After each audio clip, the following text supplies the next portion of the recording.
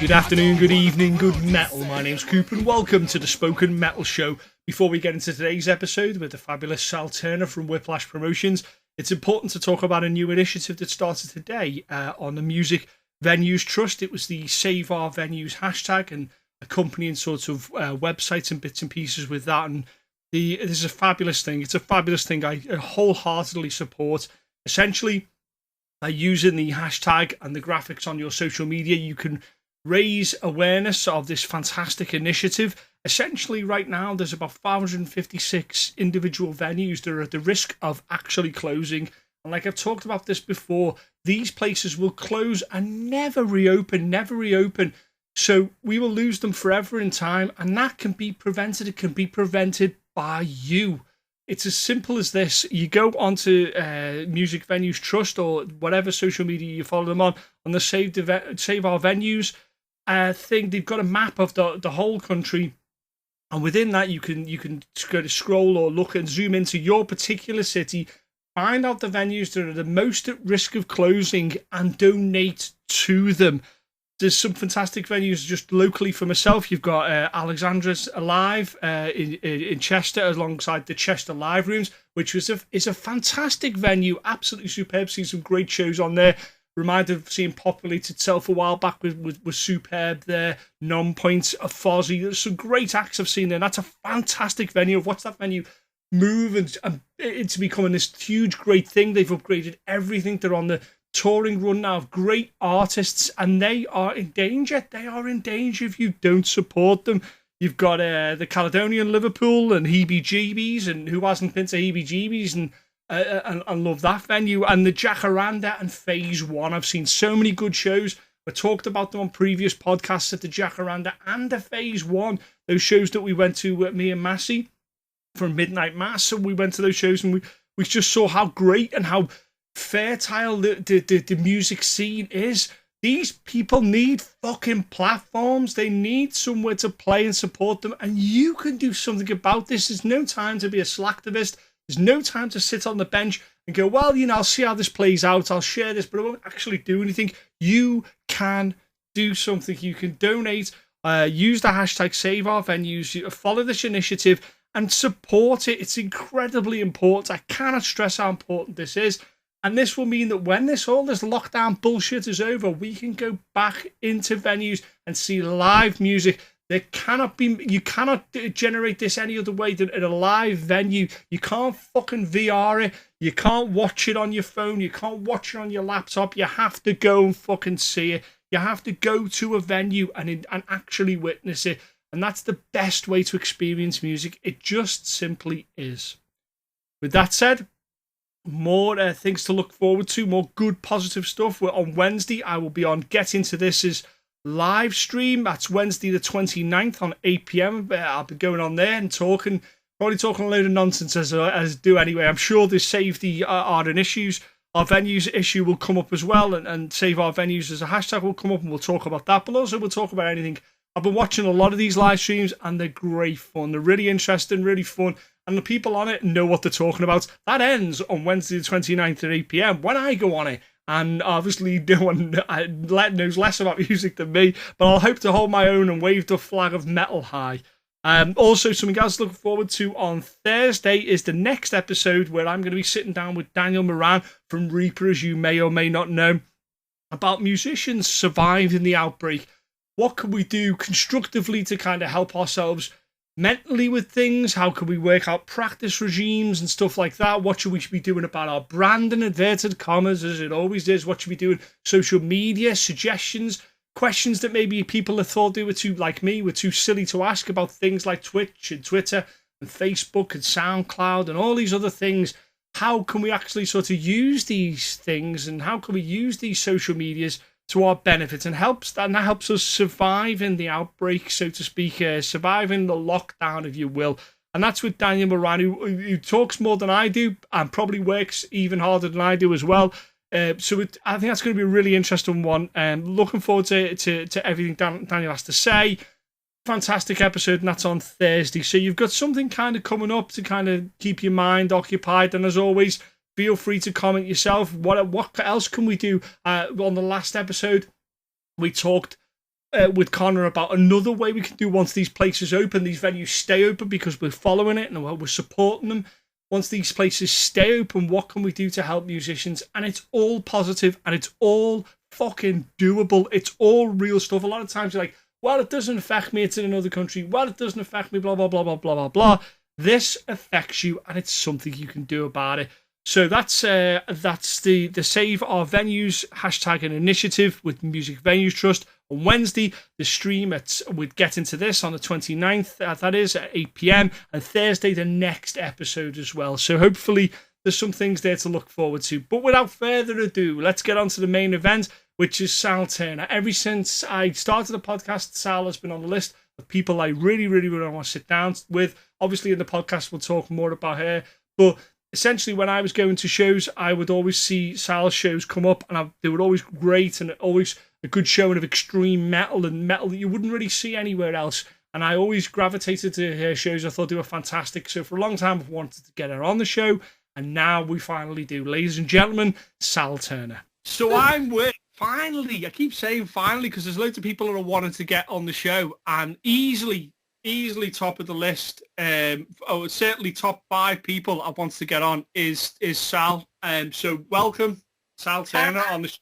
Outstanding, mate. Outstanding. It's nice to finally have you on the show. We've talked about it a while. It's been a while, yeah.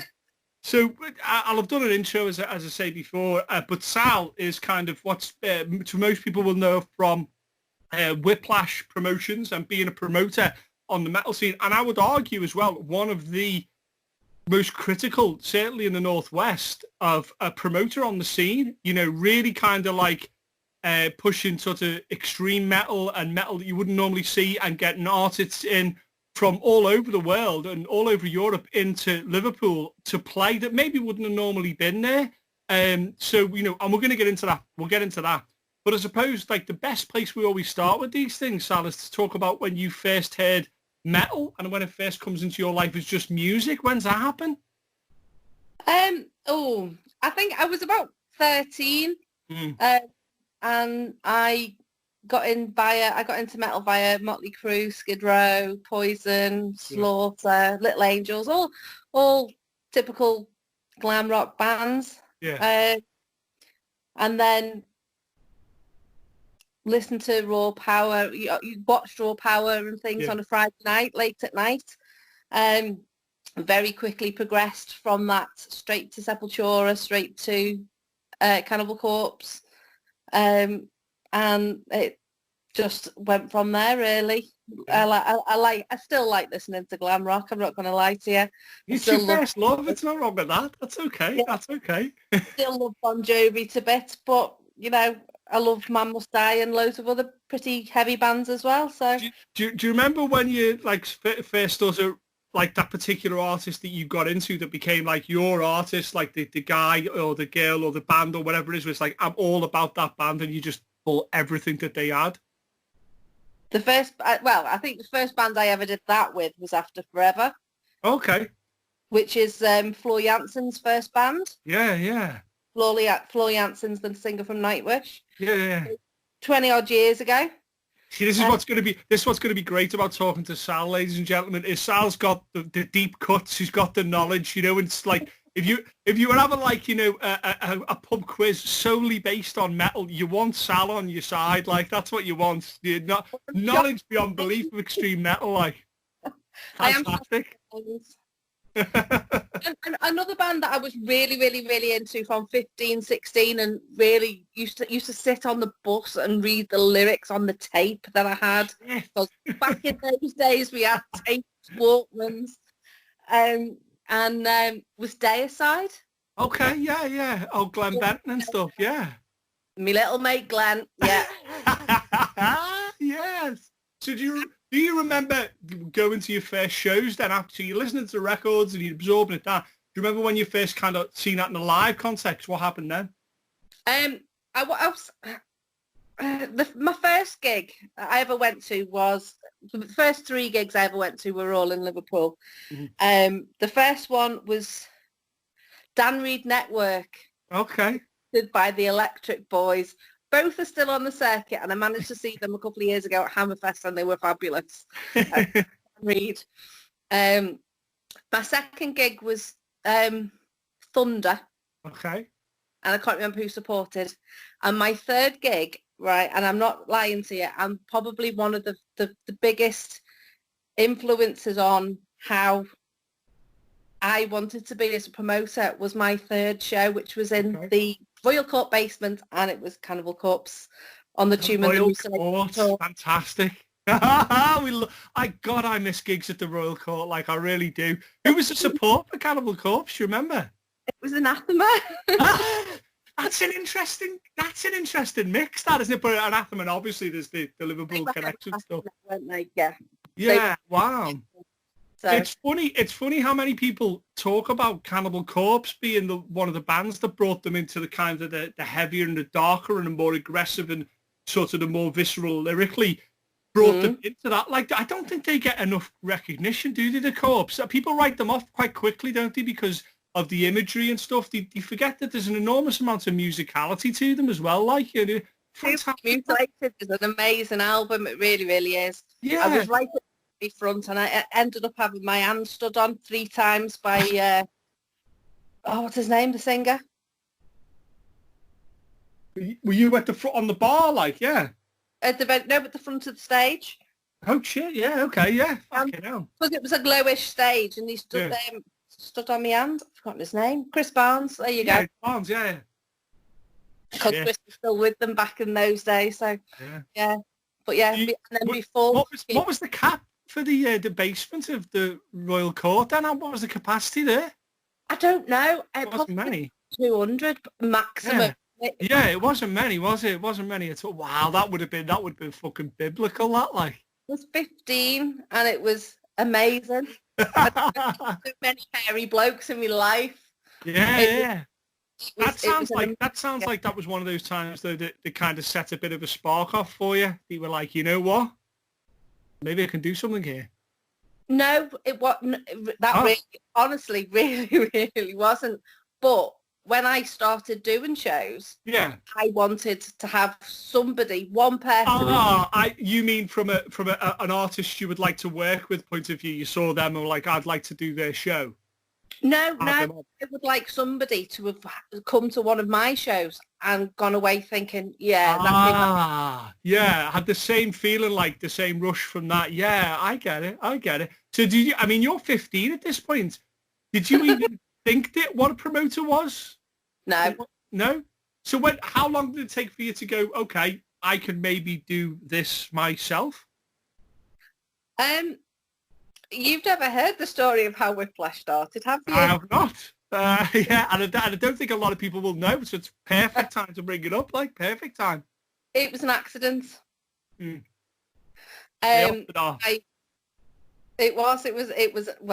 was an accident. I was in Stairways of all places. Oh, God bless you.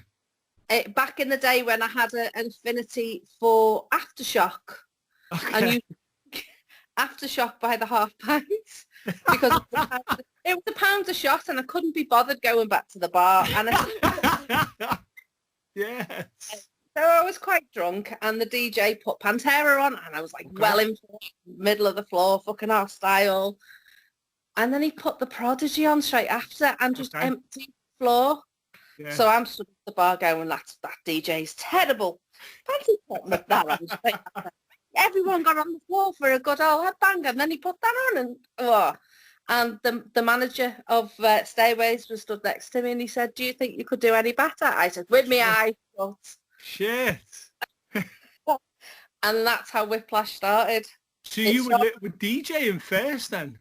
So he was like, okay, you can do better. So what did he say? He was like, okay, you can come in on a Thursday night or a whatever night or do a couple of hours on a Friday. What did he say? He gave me second Saturday of every month. Fucking hell. For an extreme metal night. Okay. And within about half an hour I'd thought of the name Whiplash. Yeah. Because my reasoning was Whiplash is what you'll go home with and it's also the name of the Metallica song. Yeah. Stuff I'll play. and I had something like 3 weeks to get as much interest as I possibly could, and get people in. And I had to learn how to do DJing. I've never done anything like that. This is with, am I right in thinking this is with actual records as well? It wasn't, no. Was it with the move to the digital? It had not quite. Okay. Not quite. Looking 2001 here, 2001. Okay. You're looking at 19 years ago. They had 2 CD players that you interchanged. Right. I broke the mold and brought my computer, but I actually brought my monitor, my desktop, a whole lot. And I had WinZip, Winamp with auto fade on.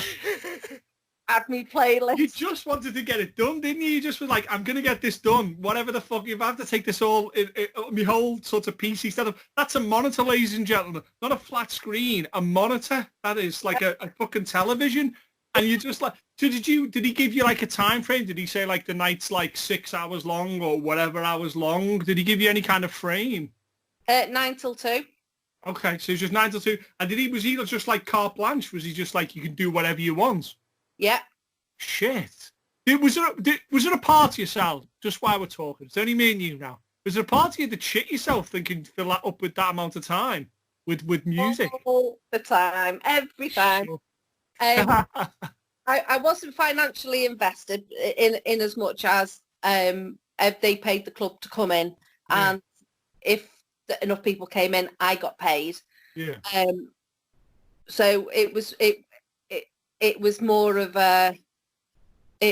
I wasn't losing anything by doing it. Yeah. There was very little risk to yourself. Yeah. Which changed as we went along. I'm thinking around that time, that's kind of a really interesting time, because you talk about like Prodigy clearing the dance floor, because it was a very weird time where there was a time, ladies and gentlemen, when Prodigy were not accepted in any way, shape or form by the metal community. Anything with a dance beat of any kind was shunned, was massively shunned. It took a good sort of couple of years for it to be an accepted thing that would be thrown into the mix, and then eventually the likes of new metal and stuff came along and made that more and more kind of available.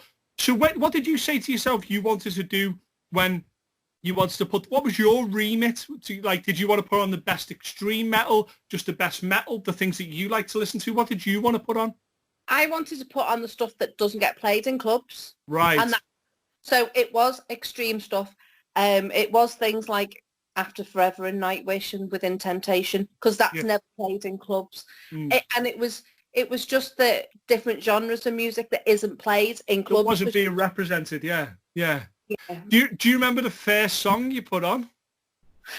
I don't, I really, really don't. Actually, I used to always start my nights with I always used to start my nights the same and finish my nights the same. Okay. So I always used to start my nights with a very with a piece of music, Ad Astra, or something, just a instrumental piece. Yeah, almost ambient to a certain degree. Yeah, and then just going to something bloody heavy. And it was generally only me there by that point, because they were still getting the people in from the doors. But I always used to start with something ambient like that and then go into something heavy. Yeah. And every night, every Whiplash I've ever done, every one I've ever done, I've always finished with Beyond Me by After Forever. Okay. And some people will agree, Beardy, Neil, they'll all agree that's we've got to go home to the song. That's the go home link, like, yeah. So when you were kind of like, how did you promote that? Because you say that the guy says like, okay, well, you've got to promote it, you've got to get people in the door. 2001, what did you do to promote it then? How did you do that? It was a lot of word of mouth. I got some posters made. Yes. And I had a little website made. And I can't even, it was something like go-to/Whiplash or something like that. But it was #2. Oh, yeah, okay. /Whiplash. It was like a Telewest thing or something. It was horrendous. It really, really was bad. And I had like a little website built, and I used to advertise in those early days. I used to put posters all up on the walls. I used to put we used to go and put little flyers in the Swan, and we used to go to there used to be a really good pub, little rock pub, a couple of doors down from I think it's called the George and Dragon now, or it used to be, but it used to have metalheads in there, and we used to go to the Commodore, which was a bike pub, and and put everything in. Swinging Arm wasn't there then. Because this is back in the day when you would go to a pub first before a club opened, and normally you could maybe be the Fireman's was quite close to Stairways' pub, quite close to it, or you would go like the Swan before you went to the Crazy House, or whatever you used to call it then, and you would have a drink there, and the music would be kind of low, and then you would go to the gig, and then that's when it would go off, and you would go crazy. So did you kind of you sound like you were doing this all on your own? Yeah.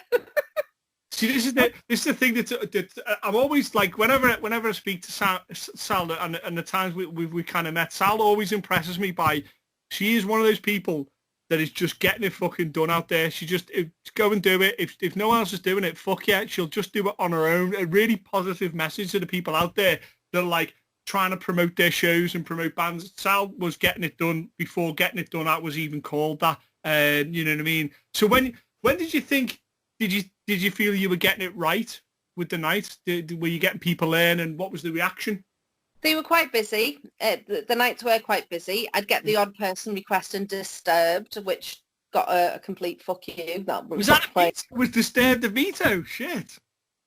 You could Disturbed any night in Stairways. You could hear Disturbed at any point. It didn't fit into what you were trying to do. You were presenting music that didn't normally have a forum somewhere else. Disturbed did. It was on the radio. So sorry, it's not going to make it in. Yeah. Yeah, so it was one of those Disturbed were something that people went to Stairways and thought they were going to hear. So when they came to my night and they didn't, they were, oh, right, okay, well, what about this then? Have you got this? And kind of stepped outside the box. And I got a lot of requests for Metallica and Slayer because they didn't know what else to ask for. Do you think that, like, some people were hearing stuff then that they hadn't heard before, that they would go away and seek those bands out? Like, someone hadn't heard Nightwish before and went, what's that? And then, okay, well, actually, I might go and listen to that now. Did you think you maybe introduced some people to new music then by that extent? Possibly. And I know that I got a load of people into After Forever. Yeah. I contacted, I don't know whether you remember Total Rock Radio. I remember Total Rock Radio, yeah.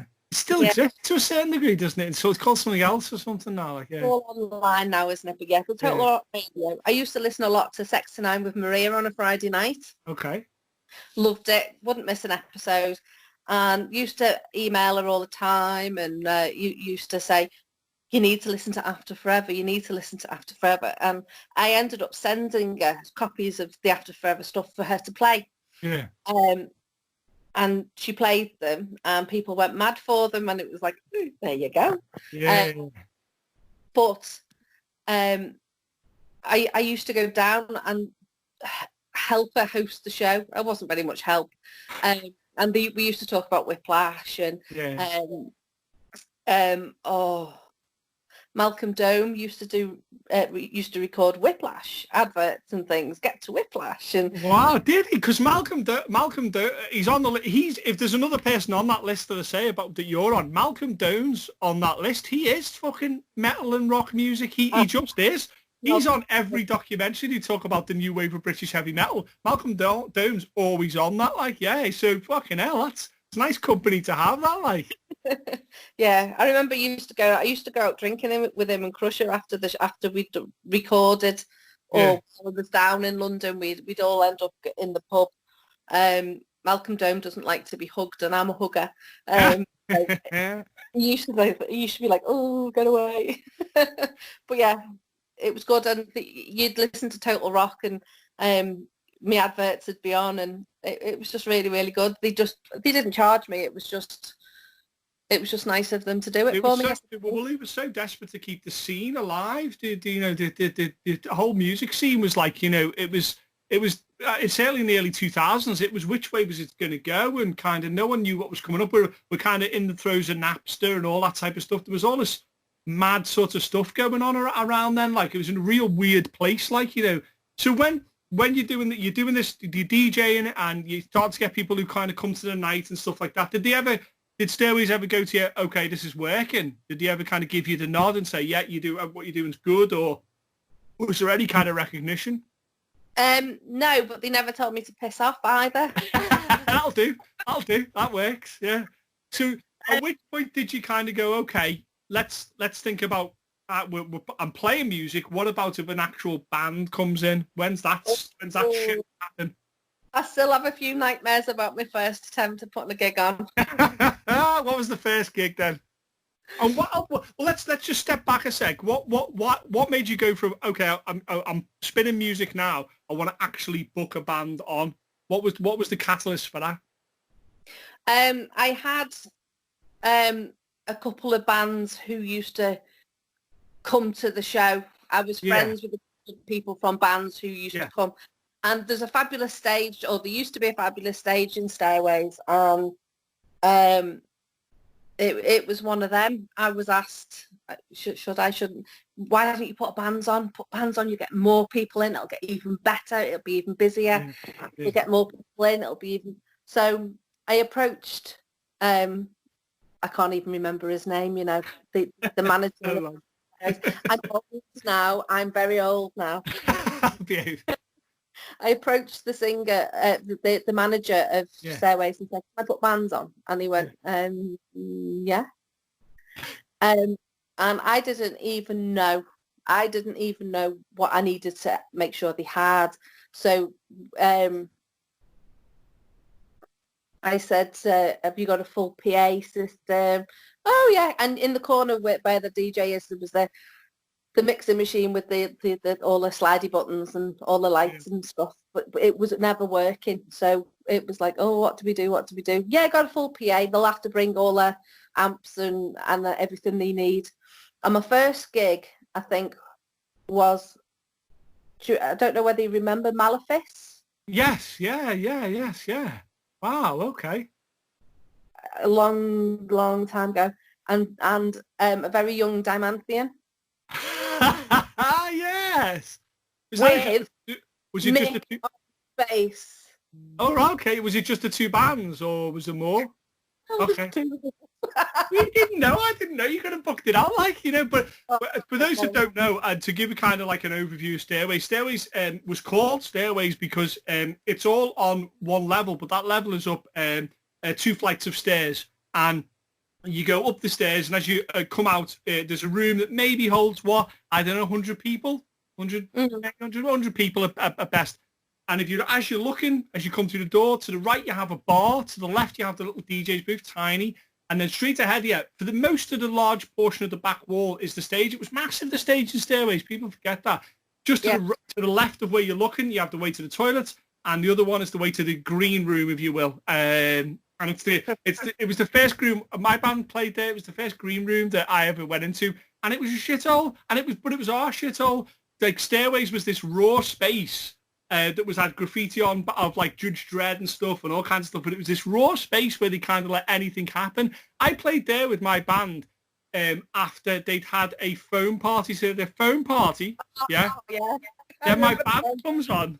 We play our set, and in the middle of one of the sets, there's this really heavy breakdown, middle 8, and there's people sliding around in the soap. It was fucking surreal. I love that place. I met my wife there. The drunkest I've ever been is when they had nights where it was free booze. You paid in and it was a free bar. You remember then?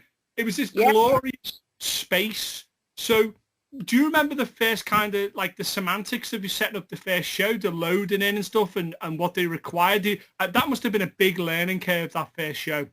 I'm starting to hyperventilate now.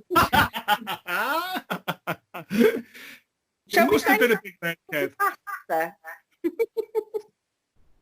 Did you think it was a success once the dust had settled? Did you get a lot of people in? What was it like? There was a lot of people in. the bands arrived and sound checked. Yeah. Or they would if we'd have had a working PA. We did have a working PA, but no cables, not a single cable in the bloody place. Right. Fortunately for me and the bands and the venue, Danny Cav was there, Danny Kavanagh. Yeah. From Anathema. He'd come with Dimanthian to carry the bags, I suppose. Yeah. Slum it for a couple of hours. They ended up racing back to Crash Studios and getting every cable. They didn't have a microphone or anything. So that's the deep end, Sal, isn't it? That's the deep end there, isn't it? Although we've all been there. So when you kind of had your first show and the dust had settled and you thought, did you ever think I should do this, I can do this now? Or were you still kind of going, let's book another one, see what happens? Did you kind of how did you feel about it? After the dust had settled a little bit, and the show was twice as packed as normal, and it was fabulous. Yeah. However, I realised that wasn't the venue. That wasn't the venue to put bands on. Yeah. And my boyfriend at the time was suggesting you need to come over to Liverpool. You need to do it in Liverpool because people were loath to travel. Although there was a taxi rank opposite, people were getting clobbered when they were going. Birkenhead wasn't a nice place to be if you looked any different to the scowls that were. Like essentially, if I can paint a picture for someone, like we have listeners from all over, like so our American listeners will have no concept of this type of thing, but the Stairways nightclub is literally in the middle of the centre of Birkenhead, sort of nightlife, or then it's nightlife. It's not really there now. And it was this little oasis, and almost to get to it, you had to run something of a gauntlet. You risked like getting, especially if you wore, a particular top, or you had like jeans or long hair or anything like that, or corpse paint on or something like that. You would be in very, very, very serious danger of getting knocked out. Like you getting hurt. There was people, drunk coming out of clubs right next to you that would give you a hard time. And it kind of meant that sometimes you would have to get to the club really early and sometimes leave early as well. Like you didn't want to be chucking out with everybody else. And because it was situated on the other side of the water from Liverpool, a lot of people left early to get the train. The train's maybe 10-minute walk from a 20-minute walk from Stairways. So it really affected how long people stayed there. Whereas if you were in Liverpool, there was a bit more of a welcoming atmosphere in someone like the K or whatever it may be. There was a bit more of a welcome atmosphere. So was that where were the locations you were looking at in Liverpool then, first of all? I only looked at one. Okay. And the place is unrecognisable now to where I had it. Yeah. But I moved to the upstairs portion of Bar Hannah. Oh yeah, Hannah's Bar, yeah, or Bar Hannah, yeah.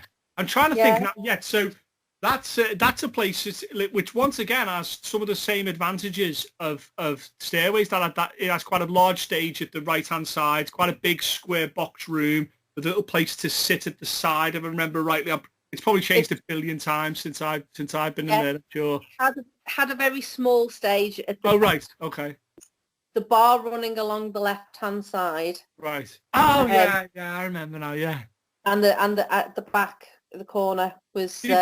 was it immediately after you did that first gig you started looking elsewhere, or did you do a few before you decided to go to Liverpool? I might have done one or two more Whiplash DJ shows. Yeah. But then I went to Liverpool, and then my world was my oyster then. Yeah. Well, the great thing is now, when you make that move, there's a credibility of saying the shows in Liverpool. If you're explaining to a band from Eindhoven or from Amsterdam or Sweden or Malmo or whatever in Europe, if you're explaining to them it's Liverpool, that's much more easier to explain than it's Birkenhead. You know what I mean? So you're going to open up, your whole world must have opened up. So at this stage, how are you contacting the bands that you're working with now? So Anathema and stuff like that, they're quite local, so you see them and have actual conversations. But I grew up going to the Crazy House, and hanging out with Danny Cav and Bill Steer and Jeff, and so they were just friends for me, really. Sure. So, never had the pleasure of hosting Anathema, although that I don't think I would be able to. Although we'll come to that in a minute. Okay. So you go over to Liverpool, and then it must have felt a bit more big time, a bit more kind of like I need to kind of really kind of get my act together to do this well. What did you kind of say to yourself at these fair shows in Liverpool? What mistakes did you make you wanted to make sure didn't happen again? I imagine equipment was a big part of it then. Equipment was a huge part of it, and I worked very, very, very. I was very, very mindful. I worked with the sound engineer. His name was Neil, and he was a youngish fella. Okay. I say youngish fella. He was probably a bit younger than me. He was a really nice, down-to-earth chap who didn't actually care that I asked the same questions over and over again. It didn't mind that I'd say, "Go on then, go do it. Go on, you'll do that for me, won't you?" And got him to do all the heavy lifting. Yeah. That is something I've never got involved with ever. I kind of know more about it. People that maybe don't understand the promoter's role, sometimes there'll be some things that you have no choice over. So the venue will almost certainly always have their own sound guy because it's probably his equipment. They'll probably want to use him because they don't want to risk anybody else using the equipment. He's the only one trained in all the fucking stuff that goes wrong with it. So quite often, your relationship with the sound guy at a venue is absolutely paramount, because normally as well, I don't know about this guy, but normally metal isn't their thing. So they don't know necessarily how to do the sound for a metal show. And you have to kind of go, okay, well, this works, that doesn't work. This is what's going to happen. There's going to be maybe a pit and people will headbang. And you have to almost give sound people and sometimes the venue people a bit of a kind of a crash course in metal. You have to kind of explain kind of what's going to happen, and it's okay for people to headbang and push each other and stuff, and that's okay. So you got the sound guy on side pretty quickly then. What else did you kind of look at to make sure it worked? I only put 2 bands on. Okay. I didn't want to fill a night with bands and then and lose the DJ side of it, and not because I wanted to stand there, go and look at me, I'm the DJ. It was more about playing the music that you don't hear, as well as listening to the heavy metal and the music that you don't see and hear in Liverpool very often as well. Now, I didn't actually put, in the early days, I didn't put very many big bands on. I didn't put any big bands on, but I put a couple of local bands on. I gave a couple of bands their first show, for example. Okay. I think do you know Mr. Matthew Jones? Yes. His first show. Yeah. And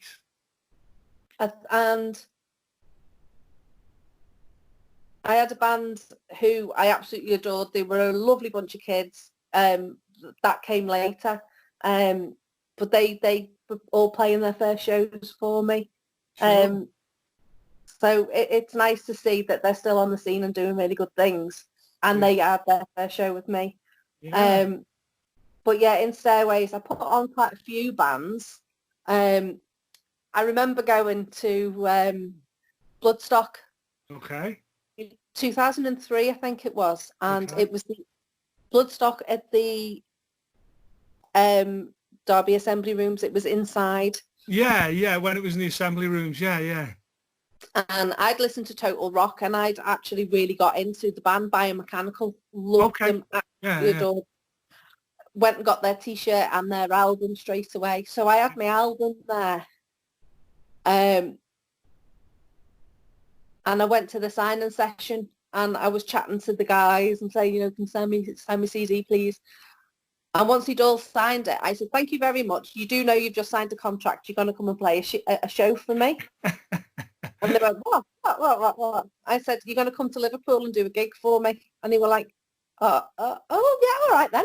okay. And I was thinking, shit, that was easy.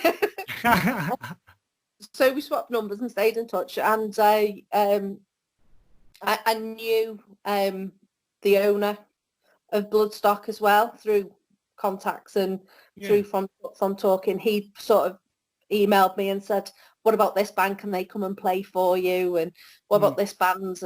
And I'd given, I told Vince, his name was, about After Forever. Got to get them on, bring them to Bloodstock.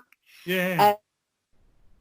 And he came down with, it was Biomechanical in Phobia, and Four Way Kill came and did the show. Okay. And it was the biggest show I'd ever done. Okay, how many people was that? I don't know how many people came, but it was the big show in terms of famous people. Because they were all to a lesser or greater degree established acts, weren't they? Is that when kind of things like Riders become in then, and things like and day rooms and stuff like that? Did that kind of come in yet? No. Okay. They did want. I'm sure they did want something, but I can't remember. Okay. I really can't remember. Because at this stage, ladies and gentlemen, especially if you're a promoter, because bands are also living out of vans and stuff, and touring's difficult at these kind of smaller levels. Now, you kind of when you get to a show, working with the promoter could be something like sleeping in their house, using their shower. That happened all the time, and probably still does to a greater or lesser degree. So a lot of people would stay in Sal's house. She would have the bands sleeping on the floor in her own home, which is extraordinary to me. Extraordinary, but that was a normal thing, wasn't it? Yeah, for me. Yeah. I remember while we were in the Hannah's days, I'd been to London and some fella came over with a flyer for his band. I was in World's End in the pub. So I had a Whiplash flyer, so I handed him a Whiplash flyer. And he was like, oh, we'll play that. So they were called Violent Asylum. Violent Asylum. Okay. Violent Asylum. And they came from London, and they came all the way from London to play. Yeah. But they had to come and stay with me because they had to go home the following day. Yeah. But they were absolutely leathered. And only one of them didn't get leathered. The one who didn't get leathered was driving the van. And he was actually going to his mum's, who lived in Ellesmere Port. So he was so it worked out for it. Was off with me and then going to Ellesmere Port after. Yeah. The car broke down. The van broke down. The singer nearly got arrested because he was on the lions outside St. George's Hall. That's the statues, ladies and gentlemen, outside stage. You're definitely not allowed on top of them. To be fair, it was impressive that he got up there. He got up there? That's a bit of a hike, to be honest. Alan from Violent Asylum nearly got arrested, and I'm panicking, thinking, oh my God, don't get arrested. Wow. And they all came back to mine, and I told them we had to settle down and be quiet because we had to, be gone the next day. And I remember going in, I heard a noise, and I went into my son's bedroom, and one of them had decided to get into bed, fully dressed, into my son's bunk bed, with the slotty spoon, the ladle, not the ladle, the big serving. I know what you mean. Yeah. And a box of sugar puffs. I'm sat there eating them. And that's as metal as it gets. It's as metal as it gets. So when you're doing this, at what point did bands and how did they get in touch with you? So you had the local bands, I imagine, would go, Sal, give us a show, we'll open for whatever. But there was bands from Europe and stuff and the touring circuit around there. How did they start getting in touch with you? Okay. There was a lot of bands who were from like Nottingham, and they'd heard about Whiplash maybe through Total Rock or through knowing somebody who knows somebody who knows somebody. Yeah. they used to email me or go to the website and email me from the website. Yeah. And then they'd asked if they can play. But also I was hanging around a lot with Diamanthian at the time because I was going out with Ian, who later became the bass player, and but we always used to knock around with them. They were all good friends of ours, so we used to knock around. So they used to go they did a gig in Portsmouth. Right. 2 of the support bands were really, really good. So I booked them to come up. One was called Nails or something. Not to be confused with Nailed. Not the hardcore outfit, like the other another Nails,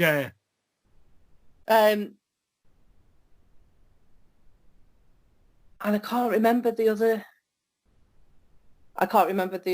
Seems band. like an enormous amount of this was word of mouth. It's where you kind of talk to someone saying, "Hey, you want to get in touch with Sal?" Was there ever a point where someone kind of approached you or emailed you you'd never heard of before, and you were like, "Oh fuck, I've never heard of this band," and they were from like another country or something like that? Did you ever get that? No, no, not at first. But I'd accidentally put a gig on with a band, and I can't even remember what they were called.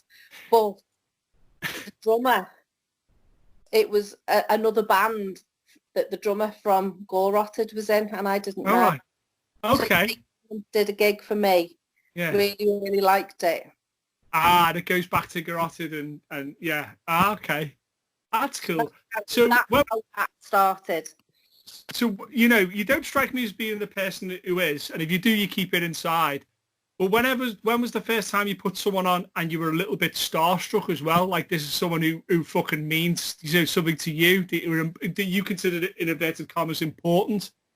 It probably has to be Biomechanical. Right. I absolutely loved them. John's voice was incredible, and I just really, really, really, really, really loved them, and I wouldn't stop listening to them. So for me, they were like they played Bloodstock, so they were obviously huge. Legit. It signed off like yeah. So they had an album out. Yeah, they were totally legit. So when you were kind of, are we still at Hannah's bar or Bar Hannah's at this stage? Where do we move to from there? We stayed at Hannah's. I suppose we need to move this along because we've got another 17 years to talk about. Yeah. I told you, Sal, we'll go as long as we want. There's people who want to know. There's people who want to know this shit. I'm one of them. So where do we go from there then? Where do we move to from Hannah's bar and stuff? Well, we stayed at Hannah's for 13 months. On the 12th month, the manager, Neil, brought me a big bottle of champagne up at the end and said, well done, we've been selling out beer and all kinds. At this point, I had overheads. Yeah, you would have been, because previously, if we just sidebar this to a second, is that at Stairways, the guys going, doesn't matter if you fucking win or lose, do what you want. Then you kind of start to get to the real world, if you will, where they're going, well, listen, the bar staff costs this, the bouncer costs the whatever. So how did you deal with that then when you get these overheads coming in? That must have been like, what the fuck am I doing, like?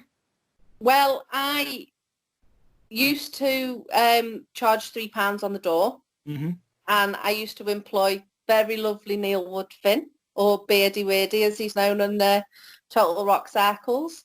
And he came and did the door for me. When we were in Liverpool, we used to go out once a month and go, inverted comma, flyering. Yeah. Where we'd go and put flyers up in all the places we know, and then go and sit and then we'd go to all the pubs that we knew on the circuit and a couple of flyers about and just have one while we were in there and end up actually sorted. It's definitely not a pub crawl. It's definitely not.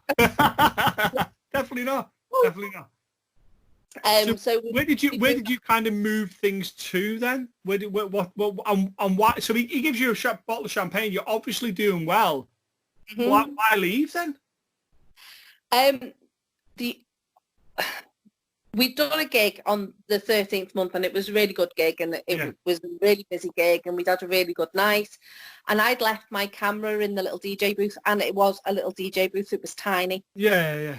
And I'd left it in there, and the night was finished. I'd left. Yeah. and I just went to go back in. Yeah. Because I'd lost it. The bouncers had moved because the bouncers knew me, but Yeah. the owner was there, Right. and because the owner was there, he didn't know who I was. He hadn't been there for months, for years. Yeah. I'd only had a deal, and he actually pushed me over. Oh right. Oh shit. That's it then. Innit? That's it then, innit? That's how you got it. Yeah. So you now you're looking for somewhere else. And now you must have a really good idea at this point, because you've been doing it like what, say, let's say 2 years maybe from being even DJing, yeah? So you must have a really good idea of what the fuck you want to do. You must have an idea of what you want it to look like, what you want. You must have a really good idea. So when you go into a new venue now, what were you thinking in your head? What do I want? Was it the people that run it to work with them really well, or what was important to you? I've always worked really well with everybody I've ever worked with. Yeah. So when I've worked at every venue, I've always worked really well. Yeah. The next venue I moved to was a little venue called Heaven and Hell. Heaven and Hell. Shit, I'm old. But I remember this shit. I'm not. You're not old. I'm old. So what made you choose Heaven and Hell? It was available. It was cheap. Sure, that's honest. That's honest answer. Cool. What you got to remember here, Sal, is there's going to be people listening, and we'll get to this. We will definitely get to this part of it. There's people listening who want to do what you did. So they want to be a promoter. They want to do that type of stuff. So it's important, I think, to kind of talk about the lessons that you learned and why you moved forward, because they can not have to make the same mistakes that unfortunately we all had to make to get to where we are. So how long are you at Heaven and Hell for then? Is that like a longer time, or? Probably about the same again. Right. Yeah, 2004 to 2005. Yeah. So in 2004, when I started, or end of 2003, 2004, started a completely new chapter in Whiplash's life, really. Yeah. Because the first gig I put on, we realised that the whole PA sound system wasn't up to anything. Right. I'd brought 2 bands up from Scotland, down from Scotland. Yeah. Fabulous band called Akron. Absolutely amazing band. And what the other band were called? I loved them as well. I'll get the seed.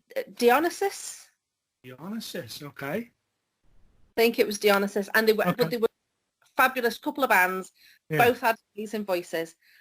And could we buggery hear a word that they said? It's an awful sound system, yeah. It's awful. The whole night it was embarrassing, and I was just mortified, absolutely mortified. Yeah. However, in walked a very tall stranger called Dave, who apparently had a lovely sound system that we could hire and borrow and use, and we jumped on the chance. I had to hire my own sound engineer, and my lovely friend Ennis put me on to a guy called Serge, who was a SAE student. Right. SAE, is it SAE? Should be, yeah. He was a student learning sound engineering, so wanted to cut his teeth and was cheap. Yeah. Because we're now gone from just hiring a room to hiring a room, hiring a PA, hiring a van. Yeah. Well, the amazing thing, what people don't realise about the independent scene and the unsigned scene, if you will, is that every single person in it is being given a chance. Like, so the bands are being given a chance, some of them first gigs, like you say, but also sound engineers, it's the first time they've ever had to mix a band, most of them. You know, the engineers, it's the first time for a lot of people there to it's their inroad to the business. So you have, what you lack in ability, you have to make up with enthusiasm and hard work. You know, I've quite often talked about this on the show. These people, like, say you got a student who's never really kind of properly mixed a band, but you know he's willing to kind of do it, and this is why grassroots music and your independent live music venues are so fucking important. people think that it's just bands that are getting a fair shout at stuff. It's not. It's promoters, it's DJs, it's sound engineers. It's all these people are getting a first look at things, like, you know. So things are obviously leveling up. Let's move through some of the venues that you have. Was there a particular venue that you stayed a long time at then? Or was it a year cycle sort of thing? Yeah, it was cyclic. I will have to continue with Heaven and Hell because that's when things started growing a little bit. Sure, yeah. Although when I was going back to when I was in Hannah's, the guy I've just mentioned, Ennis, he spoke to Anathema and also an orchestra. Okay. And we together, well, I say together, he did he did all the hard work. I just went in there and DJ'd. We put a show on. I can't even remember where it was. It's a place that's not there anymore. And Anathema with the string quartet was one of the best moments ever. Yes. Yeah. Piece with the song in a piece with the string quartet. Yeah. Amazing. It was really, really good. So I was involved with that a little bit, not very much. But yeah, I was invited to be the DJ for the night, which is still really good. That's nice. I was so like I say, was there a venue then that you kind of spent a long period of time, or was it just a case of moving from one venue to the next?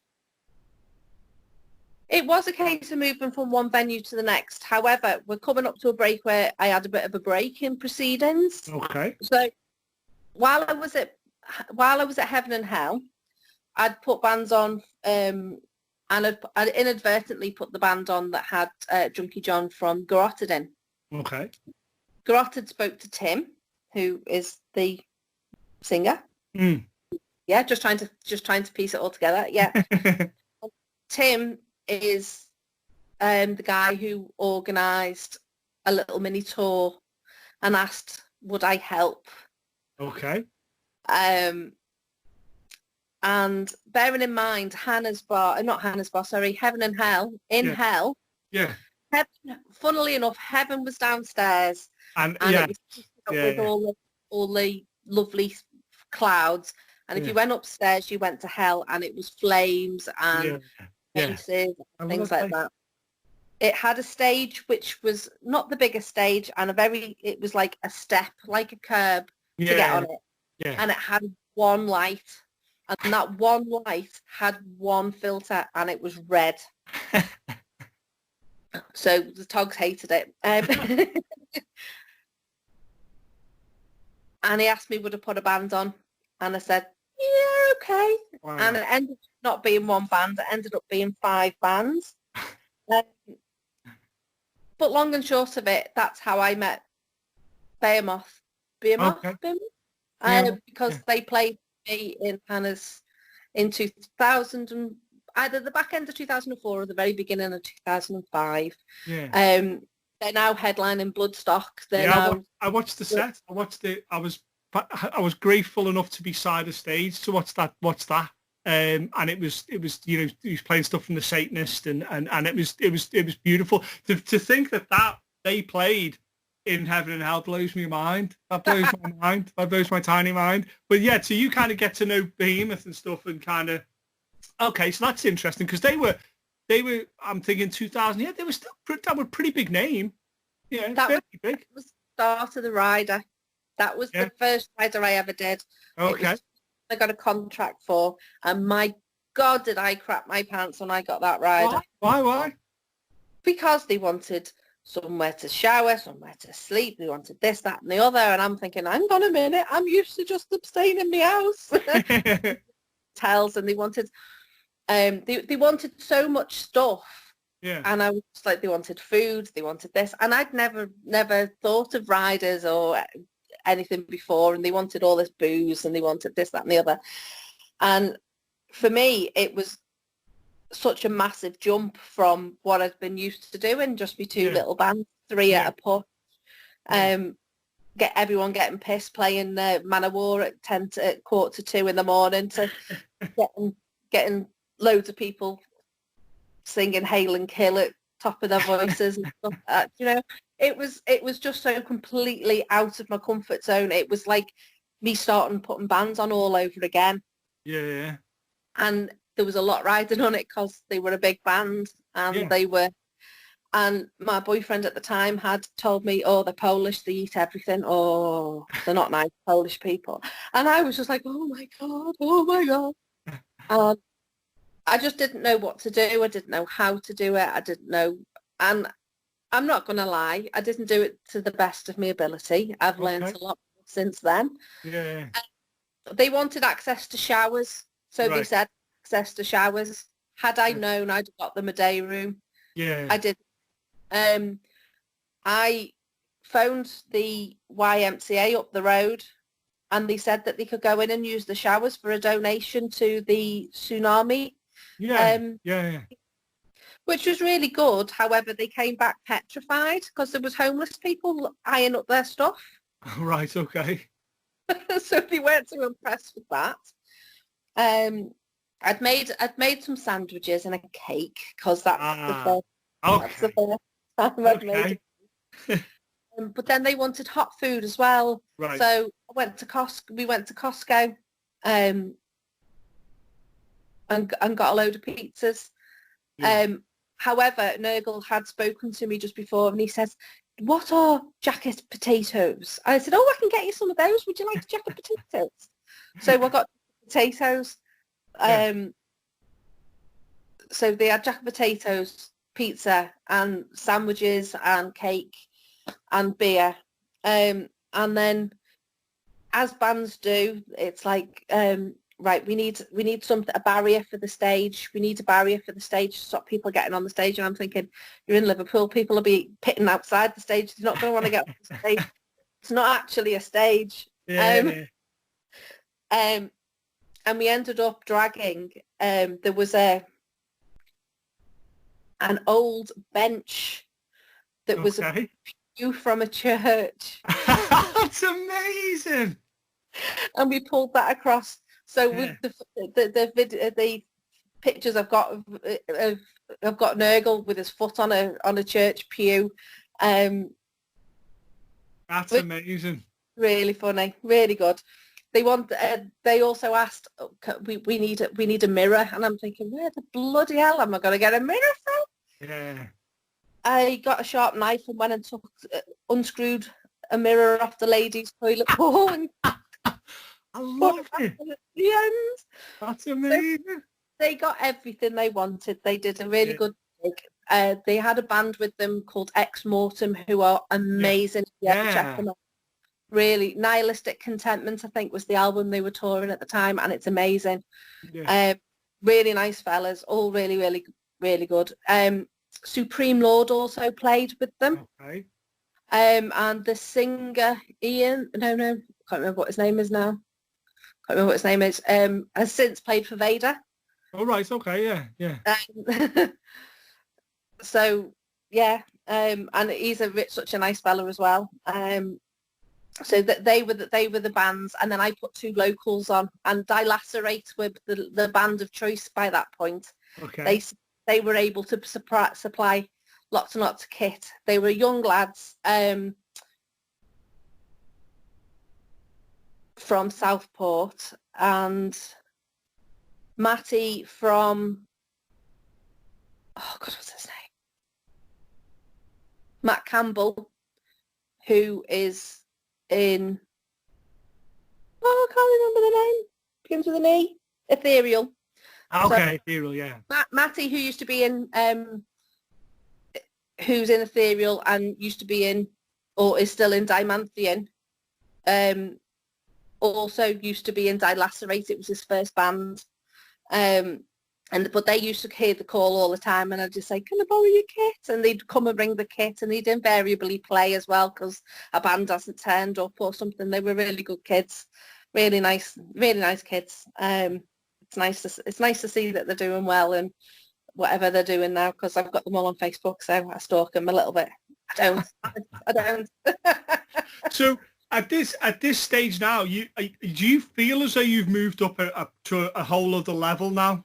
You look at the likes of Behemoth and stuff like that, and you're getting riders and having to manage the finances of what's going on. Did it feel like things were moving now? Did you feel like, I mean, how many shows are you putting on a year then at this point? It was still once a month. Okay. However, I think three. I was still doing the once a month, but I did that one in between because obviously the dates couldn't line up exactly. But I could have the venue on the day and whatever. In quick succession, I got to put on Pungent Stench. Okay. Which was interesting. They were all interesting, I have to say, but Pungent Stench was interesting. They were Austrian. They were not interested in doing a sound check because they wanted to watch the football because Austria was playing. Okay. So they didn't sound check. I brought over Dimanthian had gone to Finland to record their album and do a tour with a band called Maple Cross. So Maple Cross came over with another band. I can't remember their name. I'm very sorry. And so those two were on the bill, and Dilacerate lent the kit. So Dilacerate were on the bill. So Dilacerate, Dimanthian, Maple Cross, and Pungent Stench.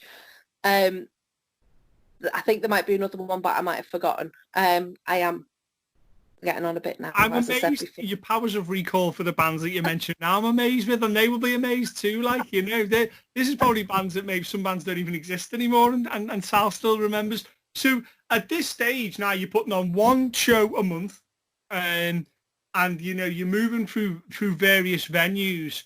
What are your kind of highlights of the shows? Like, was there particular shows that you remember for good or for bad?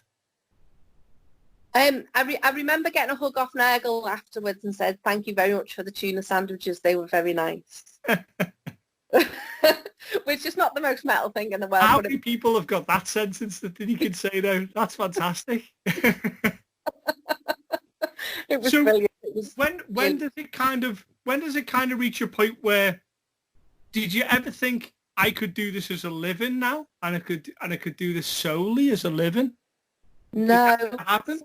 Sadly, I did one more big gig after that, and then it stopped. Right.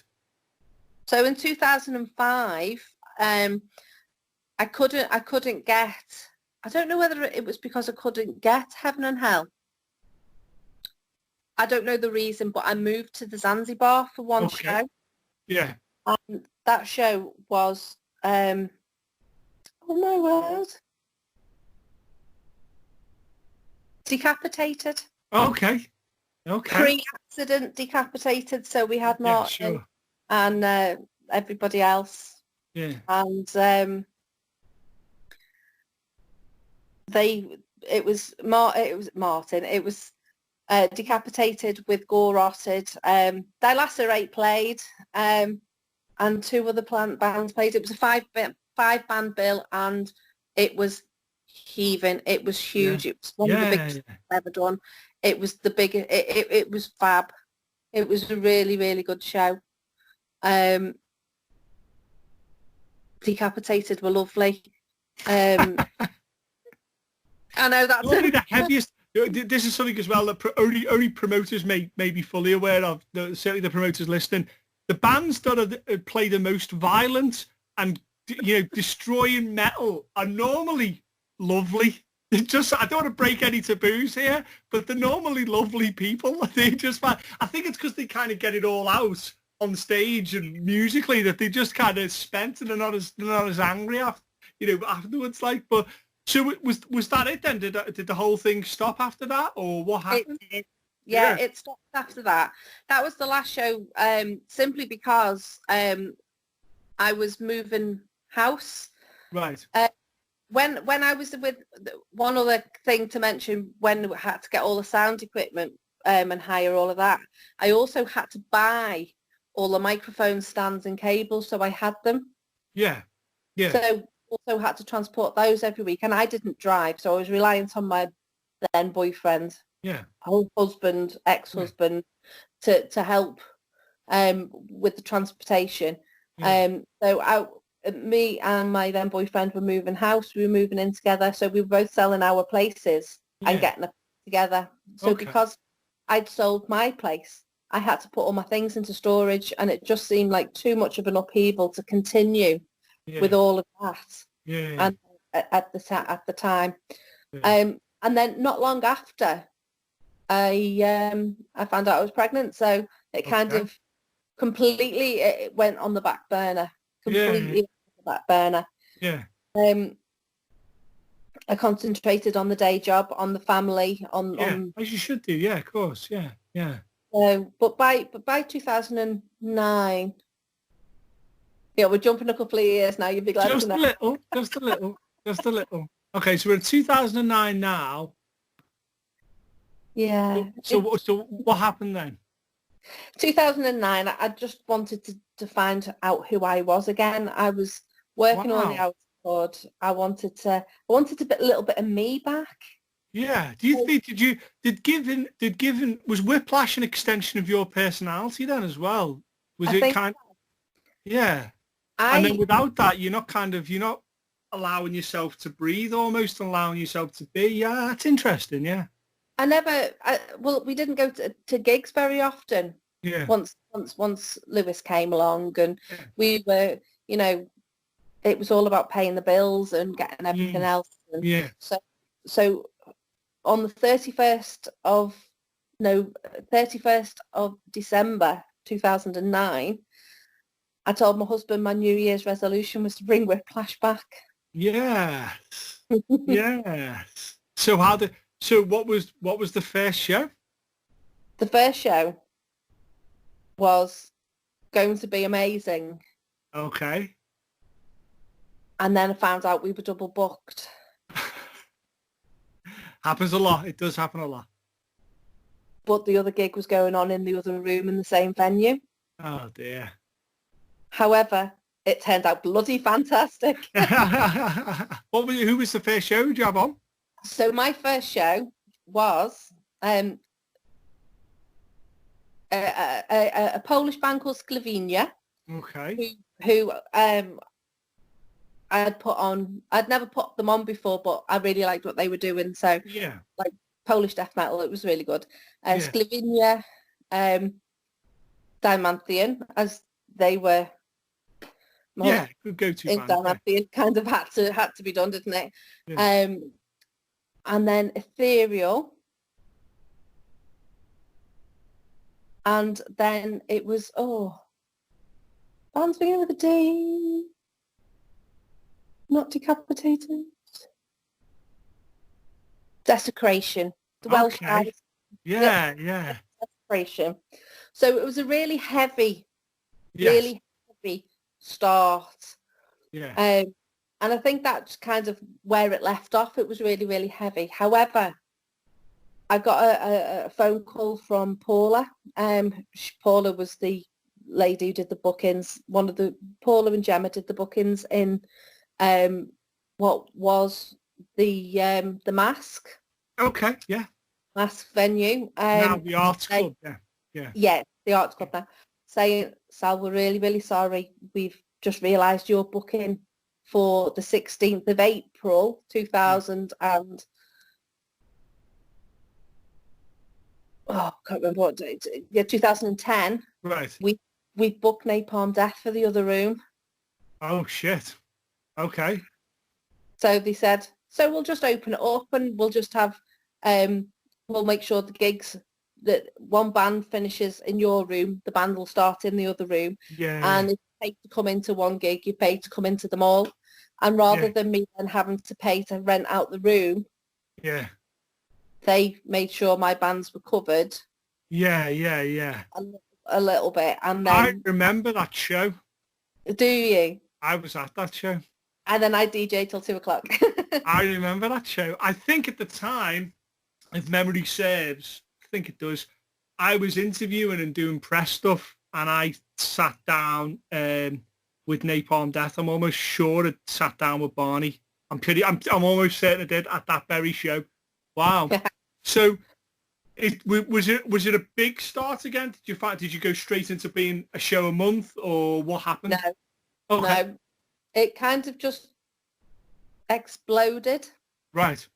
There's no other way. There's absolutely no other way of saying it. It just absolutely went crazy. What I wanted to do was the same format that I'd done, and I was quite happy to do. Yeah. However, the DJing kind of had to stop. The only time I did a bit of DJing was in between the bands starting. Right. And that ended up just being a playlist that the sound engineer pressed play and pause and stopped playing because it became a 3 or 4 band with rider, with everything else. I mean, there was no rider requirements for that first gig. Any rider that Napalm had was being met by the mask. However, I took 4 cakes in. I had 2 coconut and jam cakes and two chocolate cakes, 2 for each. 2 for each room. So even though the bands that were on in the other room, and I'd had no hand in booking, they still got cakes. Napalm got cakes. My band's got cakes. But that was the start. I think the day after that show, I got contacted by a record company saying, I need a gig, and I need a venue for a gig for the 27th of April. I really, we're just missing one day. Can you do it?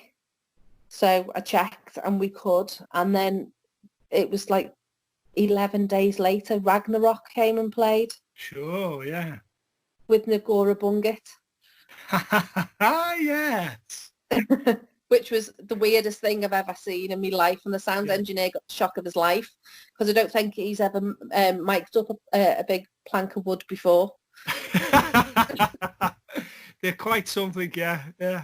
So it sounds like things started moving fairly quickly then. Did you just stay at the one venue, or did you move to another venue now?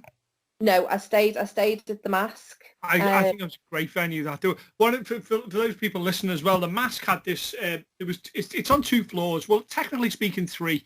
But the very base floor, if you will, the ground floor, the basement floor, is like, if you can imagine a Roman Colosseum, like the half Colosseum, where people could stand on multiples of steps, and then a stage, and then you've got like an upstairs mid-stage one, which is like kind of where the bar is, and then there's a number of places you can play and do smaller stage stuff, and then you go up the stairs, and then there's that huge room with the 2 double doors, is that breaking it up, and then there's the stage. I've played that on that very stage. It's great. I don't know. I went and seen a couple of shows there when it's the Arts Club now, like, and I don't think they do anything downstairs anymore. I think it's all upstairs. I hope so. I hope someone does that, because I used to love that venue. I love that venue.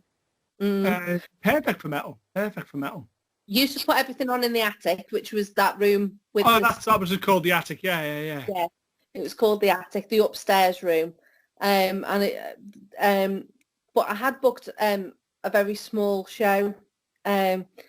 Earache Records got in touch with me because everybody all of a sudden very quickly knew who I was, and that's what I put on a show for them. And I was like, can I let you know? And it was back in the day where I actually listened to my husband a little bit, and he was like, no, don't touch it. No one knows who they are. Nobody's heard of them. And I'm thinking, well, I've heard of them. That's enough. That's one. I booked them and then didn't tell him.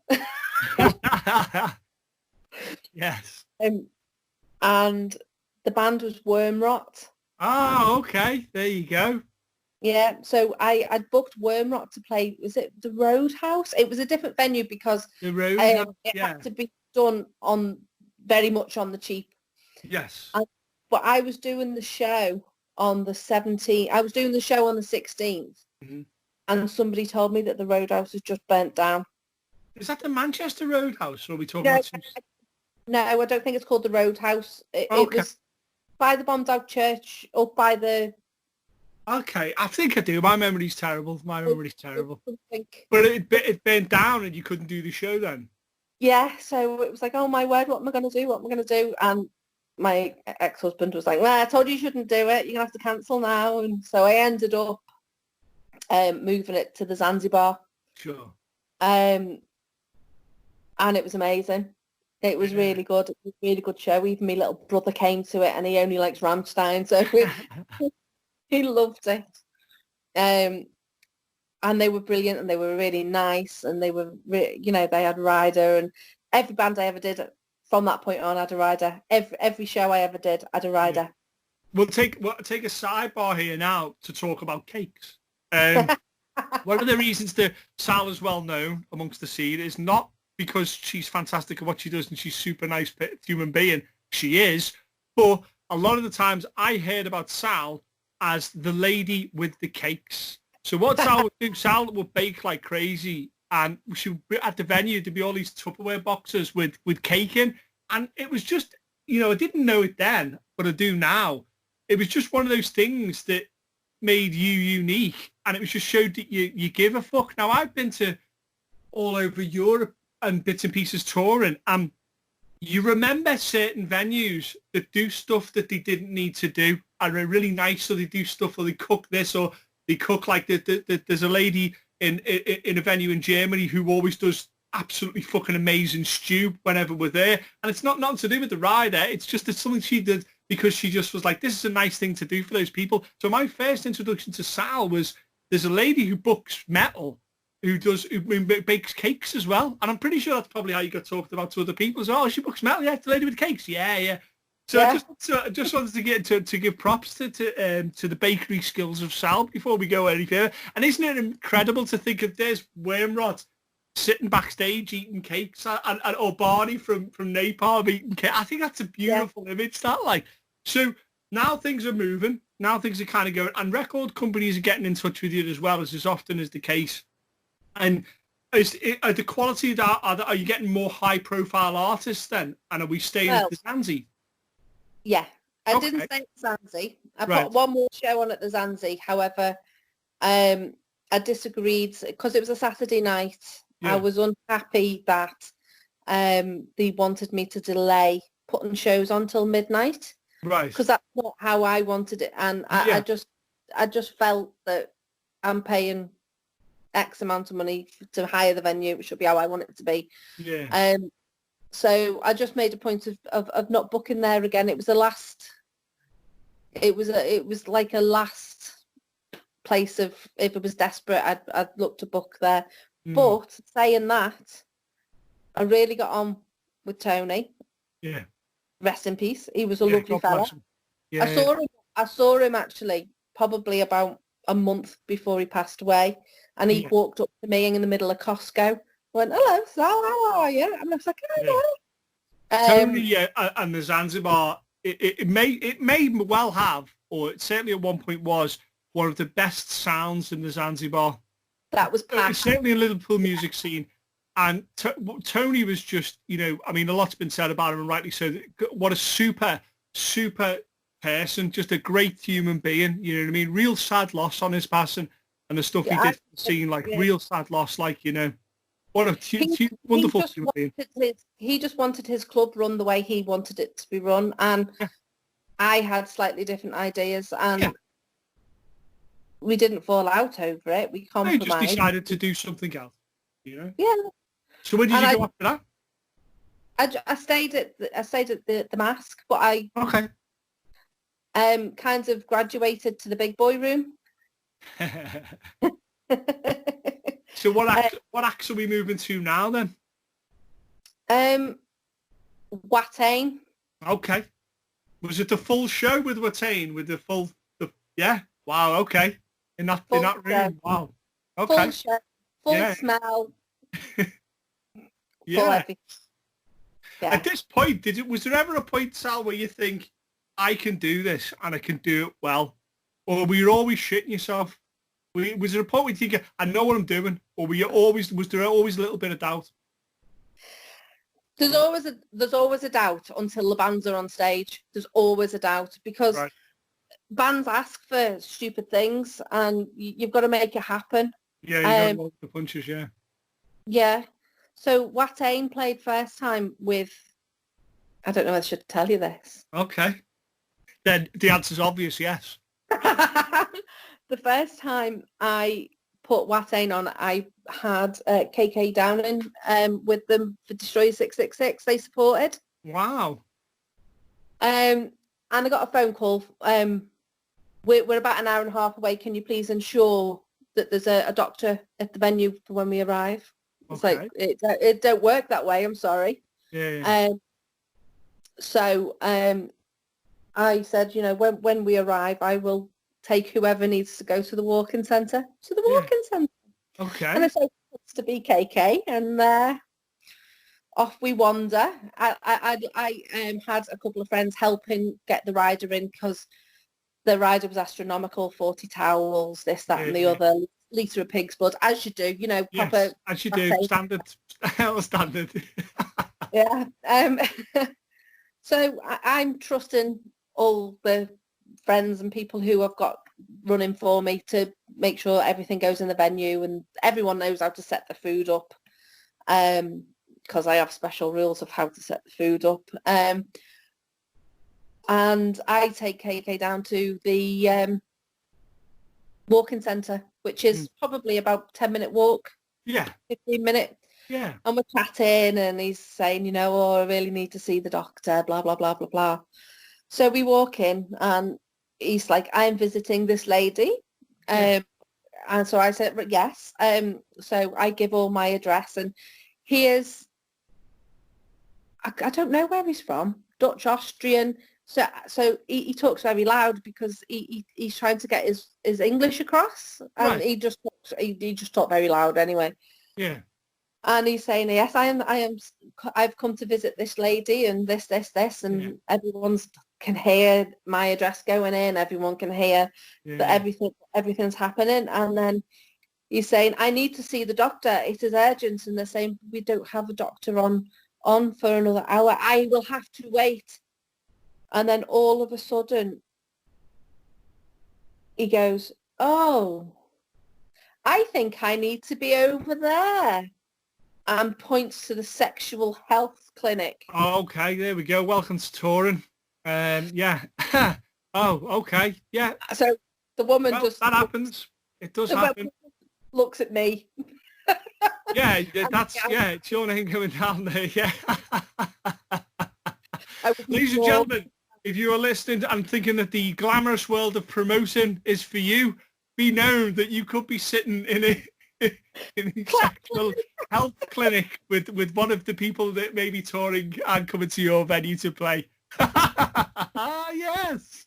So he had to go upstairs to the sexual health clinic where he could get the antibiotics he needed. Yeah. And he, but by which time he was a little bit embarrassed as well. So he said, "Give me a number. Yeah. If I get lost, I'll give you a call. But you just go back to the venue and sort everything out." Yeah. But I had to give all my details in again at the clinic. Oh, it was things you shouldn't have to do as a promoter. I was. Oh no! It's half of the course. Yeah, you have to just be a roll with the punches. So are you kind of like? I'm wondering at what point did the Whiplash end? What year are we talking that when it kind of ended? 2013.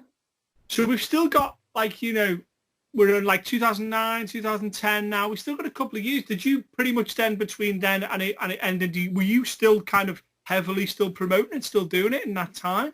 Yeah, ended up being once every 3 weeks, once every 2 weeks, once every month, depending on, you know, I might go a month without putting a show on and then I could put 3 on in the space of 5 weeks, depending on. You must have learned an enormous amount of stuff in that time. You must have learned about yourself.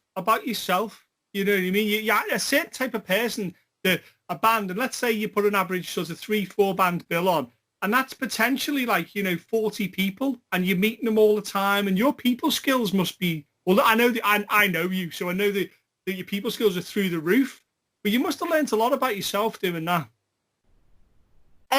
Yes and no. I learned a lot that I love to look after people.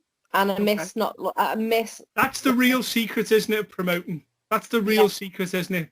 Good people skills. The other thing is, when I first started and I first started putting the shows on properly in 2010, I didn't know that you were meant to treat bands like shit and not feed them. I didn't know that was what happened in our country. I just thought if you wanted a band to be at your house for 5 o'clock to load in and sound check, that's tea time, isn't it? I can tell you from absolute first-hand experience that you always remember the people that are nice to you. And when and every band, and I'm telling you now, every band, when they get the tour book and they're looking through and they realise they're playing a venue or a promoter, they know, they'll remember the good ones. You do remember the good ones. I remember the ones that pulled guns on me and give me fuck all food and don't pay me. I remember them as well. But I also remember all the people that were nice. And it means that sometimes how's the best way to explain this? That they become integral to the touring cycle. So when you're sitting there now, you go, okay, well, we can know we've got Sal in Liverpool. So if we go in Liverpool, we can go from Liverpool to Scotland, or you become part of that.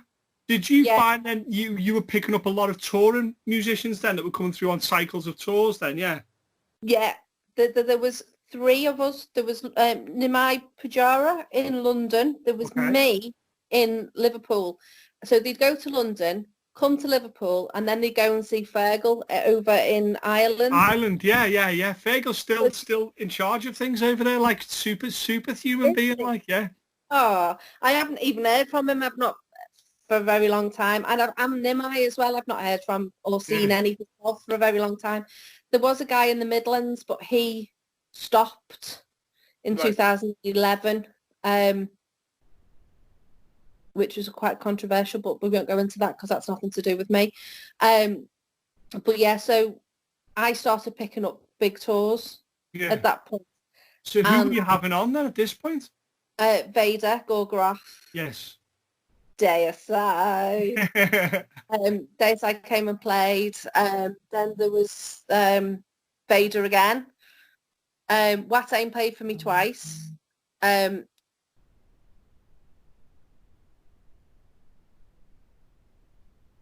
Then I had people, Blood Red Throne came and played for me in 2011. Okay. Yeah.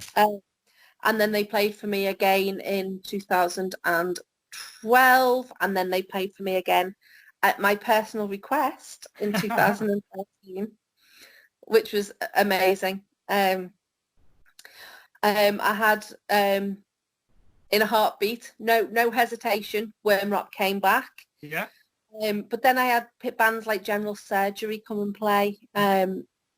Just all kinds of bands, just so many bands. One of my favourite shows ever that I did was one of the most poorly attended. Right. Okay. Because Manowar were playing at the same night at a different venue, so I was gutted. But it was Man Must Die. They are one of my favourite bands ever. I love them to bits. Such nice fellas as well. Yeah. But I think we had about 17 people in. Okay. Which isn't great. How do you deal with, like, because for the most part, every gig that I've been at of yours has always been particularly amazingly attended, and obviously that's its own reward. How do you deal with it when it's shit, Sal? How do you deal with it when no one turns up? I cry. Because I get the feeling you kind of you still kind of work just as hard on the gigs where there's no one there than the gigs where they're full. I get the feeling that you just kind of get on with it and do it without, like, you know. Yeah, we've had a couple of gigs. I put Vader on. Who was it? Was it Vader and Gorgoroth, or was it Vader and? I put Vader on twice, but the second time I put them on, because they insisted, another band that insisted on coming back, was 2 weeks before the Deicide show, and people weren't buying tickets for either, and I was a bit worried, and I lost a lot of money on the very first Vader show, like $2,000. Lost a lot of money on the first Vader show, which then ate into the profit for the Deicide show, and I had to get a loan to ensure that I could cover that. Wow. That's just something that people don't really realise, is that a lot of promoters are living from one show to the next. And a run of, say, 1 or 2 or 3 shows that are badly received can be that can be it. That's, like you say, it took a couple of £1,000. And that's one of the things that when people are always saying about go and support live music, there's an element of, like, so practical example time, because of the work you did with Vader and things like that, that's why you get Deicide coming along, because you establish yourself as being a route that they can take as they tour through their cycle. Sometimes people have to go to the smaller shows because that's establishing a link so they can book bigger acts. That's how it grows. And that might seem to me and you a very simple concept, but there's some people out there, some people are going, what, so I'm meant to go to a show that I don't want to go to? I mean that you should support. I used to go to Sal's shows because Sal was running them, ladies and gentlemen. And I know a lot of people did. Did you find a lot of people you recognise the same faces then at your shows? Because you move from venue to venue, but the clientele stays, there seems to be a core audience, right? As the show ended, I used to go and thank everybody personally at the door. There you go, eh? There you go. Does that? It was just a love fest. It was hugs everywhere. It was great. I'm a hugger. I remember my friend Craig. You hug Glen? Did you hug Glen Benton? Oh, yeah. Did you hug Glen? Me off several times though. True fact. I give him a kiss on his crucifix and stuff and his inverted cross. Right. I don't fancy Glen Benton. Let's just put that one out there. But it was a proper fangirl moment when I saw him because I'd had a couple of weeks before in such panic about the payment because the week before they decided that they wanted 3/4 of the payment before Glenn got off the bus. Yeah. And I was like, that can't happen because I've not had the pre-sales to make that happen. And you want an almighty rider and you want your 84 bottles of Baileys. No, he didn't want Baileys. That was a myth. Okay. So you want your this, that and the other and your meal on arrival and your meal afterwards. And I just can't make it happen. I really can't make everything happen. So we, with a little help from the mask, as I say, they were amazing. I got the loan and the loan wouldn't come through until after, but they were on a promise. I promised them, and the reputation allowed me to do this. Yeah, yeah. So they were just, so they came, they got off the bus. Glen Benton struts in with his flip-flops on. Fabulous. And he's got an app on his phone. Okay. And it's beeping. And it's going beep, beep, beep, beep, beep, beep, beep, beep, beep, beep. And he's going, what's your name? And I said, Sal. I shook his hand. And he said, Sal, have you brought me to this place that's motherfucking haunted? And he had a haunted, a ghost app on his phone. So the pair of us, he made me download on my phone, and when the pair of us went right round the mask and round the back and up. It's amazing. So I went ghost hunting with Glen Benton. I'd watch that. Could you imagine? But the worst thing was, I'd booked his day room in the Adelphi, and he really nearly killed me when he came back. Oh, okay. Yeah. He said, "Let's really motherfucking haunted." Yeah, it's allegedly Adelphi's one of the most haunted places in Liverpool, isn't it? Like, his app must have been dinging away, like, you know. So I think we've probably put enough people off, whoever thought in their wildest dreams about becoming a promoter. I think we've put enough people off. But there will be still some people here, either the first-time promoters who haven't been doing it a long time, people who think that they're going to do it, people who think that that's maybe a way of supporting the scene, they're going to become a promoter. What's your advice to someone out there? So hold on, let me rephrase that. There's a young Sal sitting listening now, and you've got to say, listen, Sal, 15, 16 years ago, this is what I used to do. Let me tell you, here's my advice. What would advice you give to that young Sal before she did the first show? Don't bite off more than you can chew, definitely. Mm-hmm. Don't bite off more than you can chew, because there's no point saying you're going to put a show on with like an international signed band and this, that and the other if your venue's not big enough to support it, if you don't have the equipment to support it, and triple check everything. Yeah.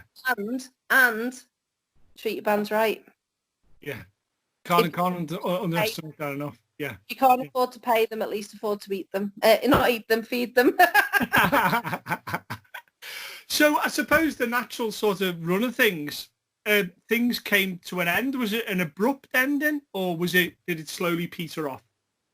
From 2011, my health wasn't great, and it just got worse and worse and worse, and it got worse with stress, and it got worse with loud noises, and it just got to the point where I was finding it very, very difficult to manage everything. Yeah. Not to mention that making money one gig, losing money.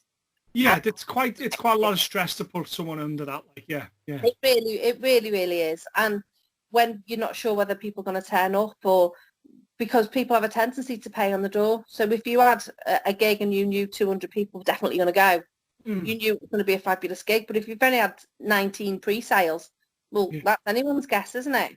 Yeah. And yes, you get a tiny bit more money through the door. However, with pre-sales, that's the money that affords to get you the rider in, pays for the venue, pays for their beer and everything that they've asked for, and any prepayments they've asked for as well. Yeah. So it was. I'd done 2 years with Bloodstock, where I'd become affiliated with Bloodstock and done Metal to the Masses. I'd moved from the Mask by this point. I moved to the Lomax. Okay. God rest its soul. I love it. I love the Lomax. One of my favourite venues, I think, in Liverpool ever. It was amazing. I used to love sitting looking at the bands on the from the balcony when they didn't balcony, yeah. Ace. Yeah. And it was just fabulous. It was really, really, really good. I used to love it there. I hosted some fantastic bands. I've never seen a grand piano being brought up a very narrow flight of stairs before. You'd have now. Flesh God Apocalypse brought their piano up. Yeah, that's tiny. That to get a piano up there, like Jesus Christ, that's tiny. Even the back section, it was difficult. So, when did it end? Then what was the last show then? Do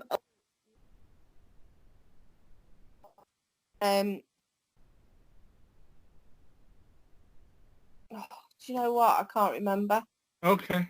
It was Gareth Hodgkinson on drums. I remember Gareth. Was it Gareth Hodgkinson on drums? Are you still there? I'm still here. Yeah, I'm actively listening. Yeah. Hello. Hi. Yeah, I've still got you. I can hear you. Can you hear me? Hello. You're very quiet. Let me see it. There shouldn't be any other. Yeah, you might have turned something. I'm okay. My end. Let me just double check this. On again, it's okay. Yeah. There you go. There we go. I was listening intently to Sal. That's what I was listening to, mate. That's what you were hearing. So do you not remember the last bands? You not remember those? I can remember them very, very clearly, but I can't remember the names of them. And they were brilliant. But pretty much every band that played in, pretty much every band who played for me in the Lomax stayed in my house as well. Yeah. Aside from the Metal to the Masses shows, apart from the second year I did Metal to the Masses, I contacted Blood Red Throne and asked would they come and headline the final, and they did. Yeah. And then they came. We went out on the piss, and then they came back to mine afterwards. Yeah. So, do you miss it, Sam? All the time. An awful lot. You get too much gigs now. You're not kind of privy to that. Do you get too many gigs now? I don't get to too many because it adversely affects my health. So yeah. What do you think of some of the problems now with the live music scene and promotion and venues? What do you think of some of the problems now? Well, we've not got too many venues left, have we? There's not as many yet. Certainly not as many as when you were doing it. No, definitely not. I think as well, it's like, you know, there's not as many people like yourself out there doing this, and what, as I lovingly call, being a defender of the faith and being someone who is, you know, is kind of doing this because they love what they do. And there's not a lot of people out there anymore. People are more seeing it as a business, when realistically it's not a very good business because you don't earn an awful lot of money from it. You have to do it because you love it. Yeah. I was working full time throughout, both yeah, here to do with. It was a normal job. We've nearly gone 2 hours, Sal. Sorry. No, that's okay. That's exactly what I wanted. You know, okay. So as a kind of like, we'll get some, ladies and gentlemen, we will get Sal on again. Sal's got many stories, and we will definitely get Sal on again. But as I'm winding this up, I wanted to say to you something that maybe a lot of the people that went to your shows, a lot of the bands that you had on, never got the chance to say, and I'm going to say that now. Thank you for your service. Thank you for what you did on the front line of being a promoter. It was incredibly valuable.